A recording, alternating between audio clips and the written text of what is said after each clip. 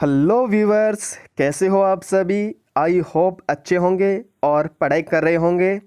हम लोगों ने ह्यूमन फिजियोलॉजी का डाइजेस्टिव सिस्टम चैप्टर स्टार्ट कर रखा है, जिसको मैंने बताया था 3 पार्ट में अपन लोग पढ़ेंगे। पहले पार्ट में कंप्लीट एलिमेंट्री कैनाल के बारे में जानेंगे। सेकंड पार्ट के अंदर अपन डाइजेस्टिव ग्लैंड और डाइजेशन यानी पाचक ग्रंथियाँ और पाचन के बारे में जानेंगे। और थर्ड पार्ट के अंदर अपन लोग उससे रिलेटेड डिजीज और साथ ही साथ बैलेंस डाइट यानी कि संतुलित आहार के बारे में जानेंगे। क्लियर है?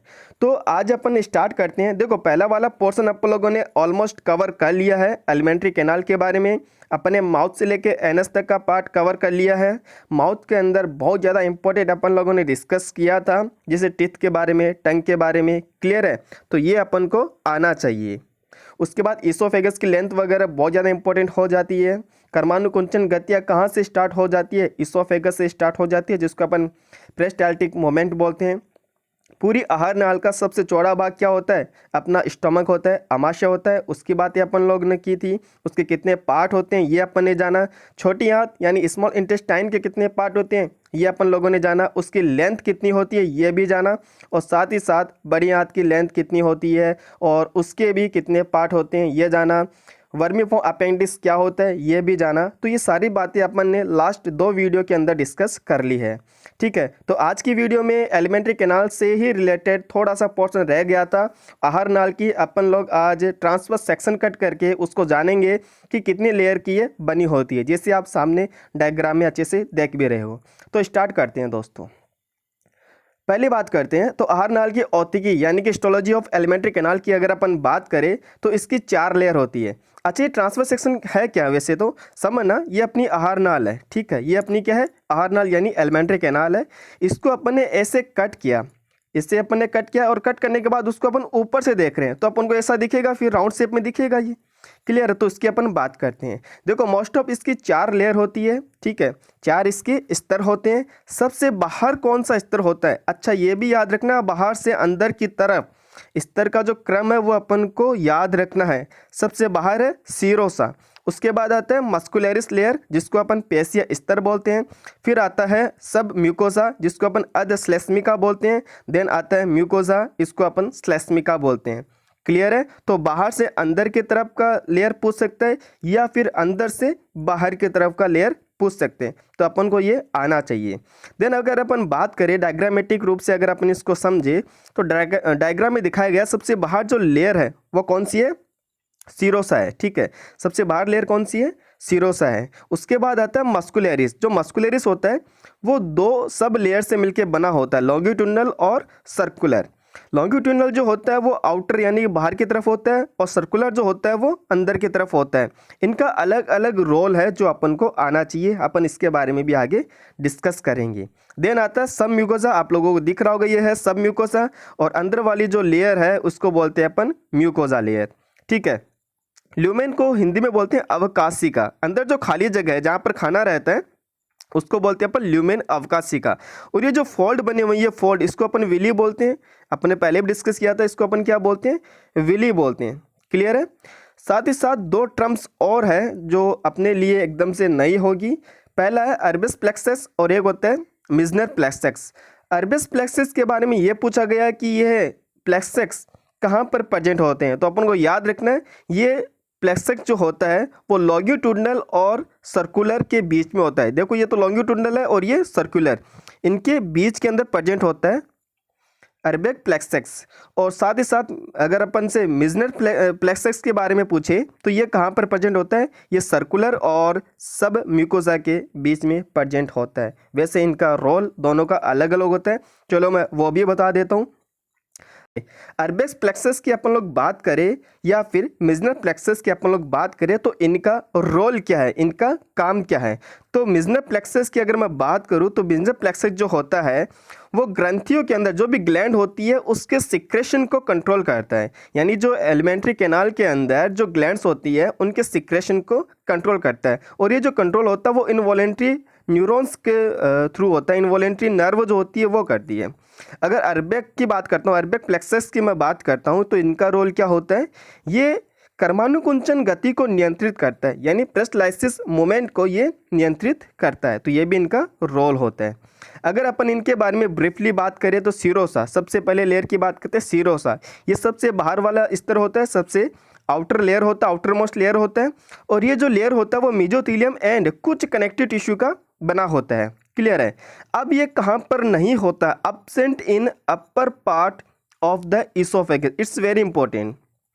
इसोफेगस के ऊपर वाले भाग में सीरोसा नहीं होता है। क्लियर है, याद रखना इस चीज़ को। कई बुक्स के अंदर पूरा ये दे रखा कि इसोफेगस में ही नहीं होता है, लेकिन ये गलत है।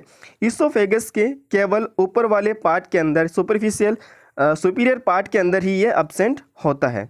तो फिर इसकी जगह क्या होता होगा वहाँ पर, इसकी जगह ट्यूनिका एडवेंसिया लेयर होती है, ये अपन को याद रखना है। यानी इसोफेगस में, जिसको अपन ग्रासनाल बोलते हैं, ग्रासनाल में सीरोसा के स्थान पर क्या होता है, ट्यूनिका एडवेंसिया लेयर प्रेजेंट होती है। क्लियर है यहाँ तक? ओके, नेक्स्ट अपन बात करते हैं। नेक्स्ट लेयर आती है मस्कुलरिस लेयर, जिसके मैंने दो भाग बताए थे। चलो इसकी बात करते हैं। पहली बात तो याद रखना, ये सबसे मोटा स्तर होता है, थिकेस्ट लेयर होती है। दूसरी बात, ये अनऐच्छिक यानी इनवॉलेंट्री और स्मूथ मसल्स की बनी होती है। इनवॉलेंट्री यानी अपने कंट्रोल में नहीं है, और कौन से मसल्स की बनी होती है, ये चिकनी यानी स्मूथ मसल्स की बनी होती है। इसके दो प्रकार होते हैं जो अपने डायग्राम के अंदर डिस्कस किया था, पहला लॉन्गिट्यूडनल और दूसरा सर्कुलर। लॉन्गिट्यूडनल जो होता है वो बाहर की तरफ होता है, और सर्कुलर जो होता है वो अंदर की तरफ होता है। चलो अपन इनकी बात कर लेते हैं, लॉन्गिट्यूडनल का क्या काम है और सर्कुलर मसल्स का क्या रोल है। अगर लॉन्गिट्यूडनल की बात करता हूँ, थोड़ा ध्यान से सुनना इस चीज़ को। एक तो ये बाहर की तरफ होती है, ठीक है, ये संकुचन से आहार नाल, जब लॉन्गिट्यूडनल मसल्स कॉन्ट्रैक्ट होती है तो इनके संकुचन से आहार नाल छोटी हो जाती है और मोटी हो जाती है। क्लियर है। सर्कुलर मसल्स की अगर मैं बात करता हूँ तो इनके अंदर जब संकुचन होता है तो आहार नाल यानी एलिमेंट्री कैनाल लंबी और पतली हो जाती है। क्लियर है। तो दोनों के अंदर कॉन्ट्रैक्शन होता है, तभी तो पेरिस्टाल्टिक मूवमेंट अपन उसको बोलते हैं। लहरदार जो संकुचन होता है उसको क्या बोलते हैं, कर्मानुकुंचन गति बोलते हैं, जैसे नेक्स्ट लाइन में लिखा हुआ भी है। ठीक है, तो कर्मानुकुंचन किसको बोलते हैं, जो पेशियों के अंदर लहरदार संकुचन होता है, यानी कहीं पर कॉन्ट्रैक्शन हो रहा है, कहीं पर रिलैक्सेशन हो रहा है, तो उसको अपन क्या बोलते हैं, कर्मानुकुंचन गति यानी कि पेरिस्टाल्सिस मूवमेंट अपन उसको बोलते हैं। क्वेश्चन आता है कि पूरी आहार नाल में सबसे ज़्यादा कर्मानुकुंचन गति कहाँ पर पाई जाती है, तो सबसे ज़्यादा पाई जाती है स्टोमक के अंदर, अपने आमाशय के अंदर। और सबसे कम, तो कई बार तो आपने ऑप्शन में देखा होगा बड़ी आंत दे रखा है, अगर बड़ी आंत नहीं दे, अगर उसका भी डिवाइड करके दे दे तो अपन को रेक्टम टिक करना है। तो मिनिमम पेरिस्टाल्सिस मूवमेंट कहाँ पे होता है, रेक्टम के अंदर होता है। एक चीज़ मैं आपको और बताना चाहता हूँ, ईसोफेगस से लेके लार्ज इंटेस्टाइन के अंदर जब एक मूवमेंट वहाँ से ईसोफेगस से जो स्टार्ट होता है मूवमेंट कर्मानुकुंचन गति वाला, तो लार्ज इंटेस्टाइन में पहुँचने तक उसको 9 सेकंड लगते हैं, 9 सेकंड का टाइम लगता है। क्लियर है। तो इतना तो वैसे आपके है नहीं, फिर भी याद रख लेना इसको। देन बात करते हैं सब म्यूकोसा, जिसको हिंदी में अधश्लेष्मिका बोलते हैं। ये ढीले संयोजक होते हैं, लूज कनेक्टिव टिश्यू होते हैं। इन्हीं के अंदर ब्लड वेसल्स, लिम्फ वेसल्स और नर्व यानी कि रक्त नलिकाएं होती है। ठीक है, लसिका नलिकाएं होती है, लसिका जिसको अपन लिम्फ वेसल्स बोलते हैं, और नर्व भी यहाँ पर, तंत्रिकाएं भी यहाँ पर प्रेजेंट होती है। मोस्ट इंपॉर्टेंट लाइन याद रखना इस चीज़ को, ड्यूडेनम यानी ग्रहणी की जो सब म्यूकोसा होती है वहाँ पर एक स्पेसिफिक ग्लैंड प्रेजेंट होती है, इसको बोलते हैं अपन ब्रूनर ग्लैंड, ब्रूनर की ग्रंथि। ठीक है, तो ये लाइन याद रखना, ब्रूनर ग्रंथि कहाँ पर पाई जाती है, ड्यूडेनम की सब म्यूकोसा के अंदर पाई जाती है। क्लियर है यहाँ तक। देन सबसे इनर लेयर की बात करते हैं जिसका नाम है म्यूकोसा, उसको बोलते हैं श्लेष्मिका, सबसे अंदर वाला स्तर है। ठीक है, ल्यूमेन को कवर करता है, अंदर जो अवकाशिक है उसको कवर करता है, और रुगी मतलब कि जो अपने देखा था स्टोमक के अंदर, ठीक है, जो रुगी होता है in the stomach and finger like projection in small intestine. अच्छा, इस चीज़ को ध्यान से समझना, आमाशय के अंदर जो फोल्ड होते हैं उनको अपन गैस्ट्रिक रुगी बोलते हैं। ये बातें अपन ने लास्ट वीडियो में डिस्कस किया था। आमाशय के अंदर जो फोल्ड होते हैं, ऐसे फोल्ड होते हैं जो इसके सरफेस एरिया को इंक्रीज करते हैं, उसको अपन गैस्ट्रिक रुगी बोलते हैं। ठीक है, उनको क्या बोलते हैं अपन, गैस्ट्रिक रुगी बोलते हैं। और जो स्मॉल इंटेस्टाइन के अंदर फोल्ड होते हैं उसको अपन क्या बोलते हैं, फिंगर लाइक प्रोजेक्शन बोलते हैं। ठीक है, अंगुली नुमा प्रवर्ध उनको अपन लोग बोलते हैं, जो विली और माइक्रोविली उनके ऊपर प्रेजेंट होती है। ठीक है, यहाँ तक क्लियर हो गया। ओके, देन अपन बात करते हैं म्यूकोजा की जो उपकला पर जो यानी कि म्यूकोजा की जो एपिथेलियल लेयर होती है उसके जस्ट अपर वाली जो लेयर होती है उसके अंदर एक स्पेसिफिक सेल होती है, उसको अपन कलश सेल बोलते हैं। ठीक है, ये क्या कार्य करता है? ये लुब्रिकेंट का काम करता है। कैसे? म्यूकस सीक्रेट कर कर। खाने के अंदर म्यूकस मिक्स हो जाता है तो जब वो एलिमेंट्री कैनाल के अंदर खाना आगे खिसकता है तो वो लुब्रिकेंट करता है, चुभता नहीं है। ठीक है, ठीक है। नेक्स्ट अगर अपन बात करते हैं म्यूकोजा आमाशय और आंत में स्थित विली के बीच में क्रिप्स ऑफ लेगरकुहन की दरारें पाई जाती है। ध्यान से समझना, इसके अंदर ऐसे जो फोल्ड होते हैं उनके बीच बीच में कुछ गड्ढे होते हैं। ठीक है, कुछ दरारें होती है जिसको क्या बोलते हैं अपन? क्रिप्स ऑफ लेगरकुहन की दरारें उनको अपन बोलते हैं। तो ये भी आप याद रखना। तो ये तो हो गया कंप्लीट एलिमेंट्री कैनाल का पार्ट हो गया। सेकेंड पार्ट को अपन स्टार्ट करते हैं डाइजेस्टिव ग्लैंड यानी पाचक ग्रंथि और डाइजेशन जिसको अपन पाचन बोलते हैं। तो इस पोर्शन को ध्यान से समझना। Maximum question digestive gland and digestion से आता है तो मैंने इसको एकदम से ब्रीफली लिया है। ठीक है, कंप्लीट अपन इसके अंदर डीपली स्टडी करेंगे ताकि अपना क्वेश्चन ना कभी गलत ना हो। तो स्टार्ट करते हैं। पहले तो बात मैं ये आपको बता देता हूँ कि डाइजेस्टिव ग्लैंड कितनी होती है। 4 टाइप की होती है। अपन लोग 4 टाइप के पढ़ने वाले, salivary gland, gastric gland, liver के बारे में जानेंगे और साथ ही साथ अपन इंटरस्टिशियल ग्लैंड के बारे में जानेंगे। तो आज स्टार्ट करते हैं अपन लोग सेलेवरी ग्लैंड जो कि कहाँ पर प्रेजेंट होती है? माउथ के अंदर प्रेजेंट होती है। स्टार्ट करते हैं फर्स्ट सेलेवरी ग्लैंड जिसको अपन लार ग्रंथि बोलते हैं। कितनी जोड़ी होती है? 3 जोड़ी होती है। अगर कुल लार ग्रंथि पूछे तो 6 बताना है अपन को। ठीक है, अगर पेयर में पूछे तो 3 बताना है। क्लियर हो गया? कौन कौन सी है? पहला पैरोटिड ग्लैंड। कौन सी है? पहला पैरोटिड ग्लैंड। इसको अपन हिंदी में कर्णमूल ग्रंथि भी बोलते हैं। क्या बोलते हैं हिंदी में इसको? कर्णमूल ग्रंथि भी अपन लोग इसको बोलते हैं क्योंकि ये कहाँ पर होती है? कान के पास प्रेजेंट होती है। कितनी होती है? 1 जोड़ी कर्णमूल ग्रंथि यानी कि पैरोटिड ग्लैंड प्रेजेंट होती है। साथ ही साथ ये बड़ी लार ग्रंथि होती है यानी तीनों के अंदर से ये सबसे बड़ी लार ग्रंथि होती है। तो ये भी अपन को याद रखना है। ठीक है, सबसे बड़ी लार ग्रंथि होती है जो कि कान के पास या कान के नीचे स्थित होती है। पैरोटिड ग्रंथि से जो लार लेकर आती है अपनी बक्कल कैविटी के अंदर वो नलिका, वो डक्ट कौन सी है? स्टेंसन डक्ट है। ठीक है, तो कौन से डक्ट के थ्रू ये लार यानी सलाइवा अपने माउथ के अंदर लेकर आती है? तो स्टेंसन डक्ट। सेकेंड लाइन में लिखा है वायरस संक्रमण के कारण जो सूजन हो जाती है पैरोटिड ग्रंथि के अंदर उसको क्या बोलते हैं अपन? मम्स बोलते हैं। तो वायरस के कारण होता है तो आपके लिए क्वेश्चन है कि भाई कौन सा वायरस से मम्स रोग होता है या कौन से वायरस के कारण अपनी जो पैरोटिड ग्रंथि होती है उसके अंदर सूजन आ जाता है। तो यहाँ तक क्लियर है?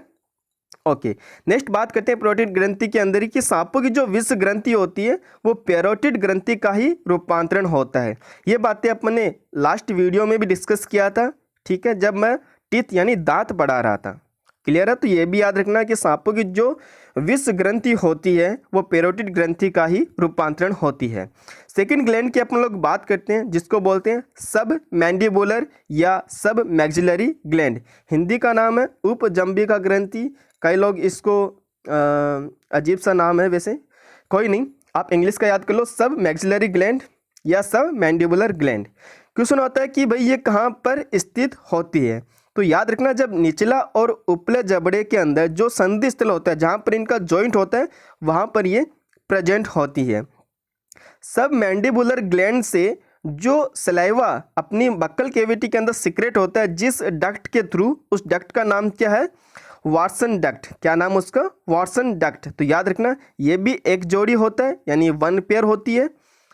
क्लियर है? थर्ड ग्लैंड की जब अपन बात करें इसका नाम है सब लिंगुअल ग्लैंड। क्या नाम उसका? सब लिंगुअल ग्लैंड। हिंदी में बोलते हैं उपजंबिका ग्रंथि। उपजंबिका ग्रंथि ये भी 1 पेयर होती है, 1 जोड़ी होती है और ये सबसे छोटी होती है, सबसे छोटी लार ग्रंथि होती है। तो सबसे बड़ी कौन सी थी? पैरोटिड। सबसे छोटी सब लिंगुअल हो गई।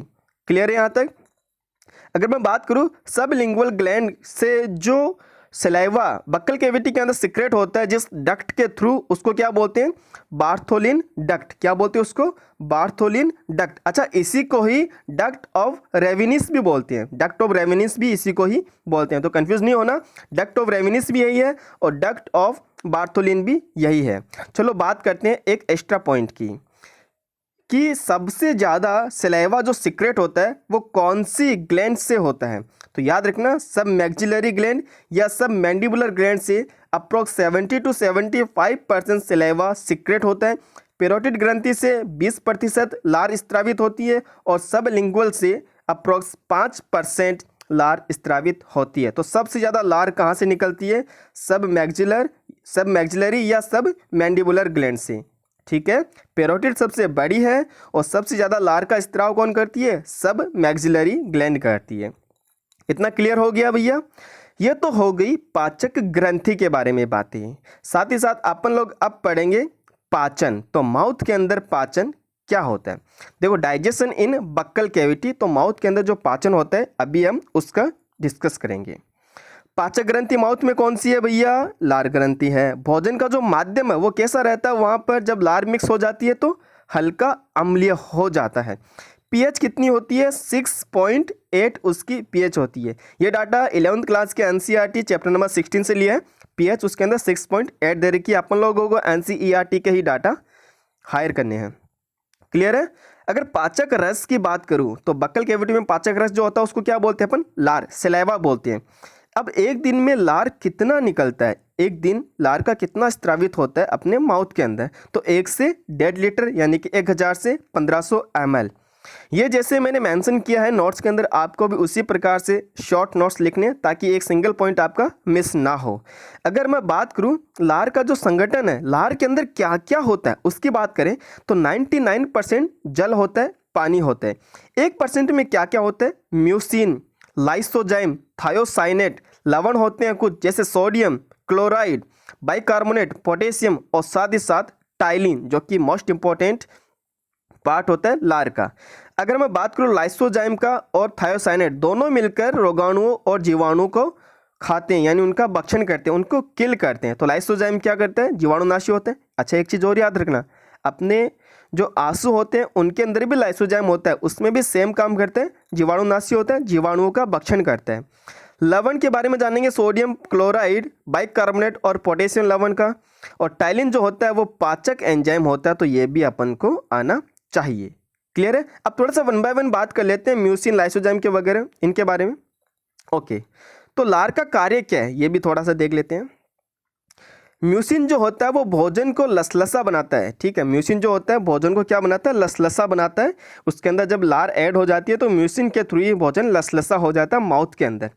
लाइसोजाइम का क्या काम है? ये जीवाणुनाशी होता है। इसके साथ में अगर थायोसाइनेट भी दे रखा है तो उसका रोल भी क्या है? कीटाणुनाशी, यानी कि जो हार्मफुल जो माइक्रो ऑर्गेनिज्म होते हैं उनको ये मारता है, किल करता है। इंपॉर्टेंट लाइन ये है, ध्यान से समझना, क्लोराइड आयन का क्या रोल है? क्लोराइड आयन जो होता है वो टाइलिन, जिसको अपन सेलेवरी एमाइलेज बोलते हैं, उसको ये एक्टिव करता है भैया, सक्रिय करता है। तो क्वेश्चन आता है कि टाइलिन एंजाइम को सक्रिय कौन करता है?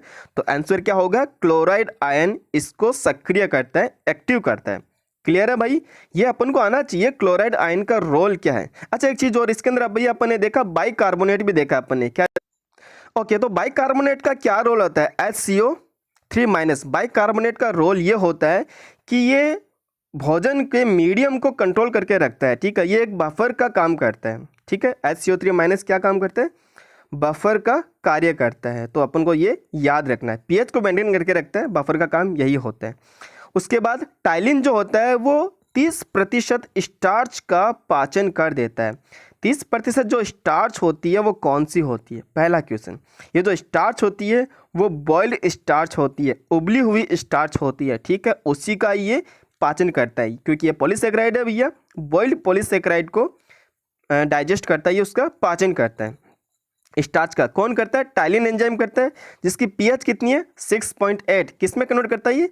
माल्टोज एंड डेक्स्टिन, जो कि माल्टोज होता है वो डाइसेक्राइड होता है, इसके अंदर ये कन्वर्ट कर देता है। क्लियर है? तो ये अपन को याद रहना चाहिए। माउथ के अंदर जो आंशिक पचित भोजन होता है वो क्या कहलाता है? बोलस कहलाता है। क्या बोलते हैं उसको अपन? बोलस। अच्छा, क्वेश्चन ये एक और यो भी बनता है कि पाचन की क्रिया मनुष्य के अंदर कहाँ से स्टार्ट हो जाती है? आंसर क्या आएगा? माउथ यानी बक्कल कैविटी से ही ये पाचन की क्रिया स्टार्ट हो जाती है। दूसरा क्वेश्चन यह बनता है कि कौन से भाग में पाचन नहीं होता आहार नाल के? तो ईसोफेगस में पाचन नहीं होता है क्योंकि यहाँ पर पाचक ग्रंथियाँ नहीं होती है। क्लियर है?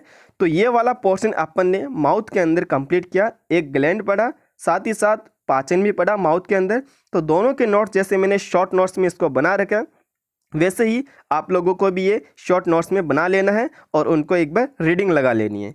क्लियर हो गया? और हाँ, खाने की जो निगलने की जो प्रक्रिया होती है उसको अपन सिंपल रिफ्लेक्स एक्शन बोलते हैं। तो ये तो इतना कुछ खास है नहीं, फिर भी तो अपन ने आज की वीडियो में इतना ही जाना है कि आहार नाल का ट्रांसफर सेक्शन देखा, उसकी कितनी लेयर होती है, अंदर से बाहर की तरफ, बाहर से अंदर की तरफ कौन कौन सी लेयर होती है, और साथ ही साथ आज अपन ने जो पाचक ग्रंथि होती है और पाचन होती है वो अपन ने स्टार्ट किया था माउथ के अंदर।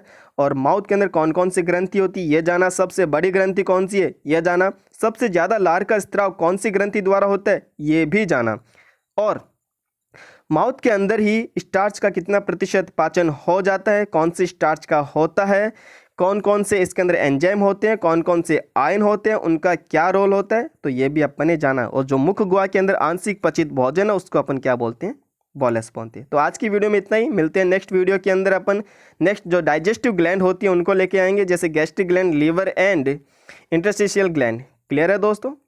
तो thank you so much, have a nice day.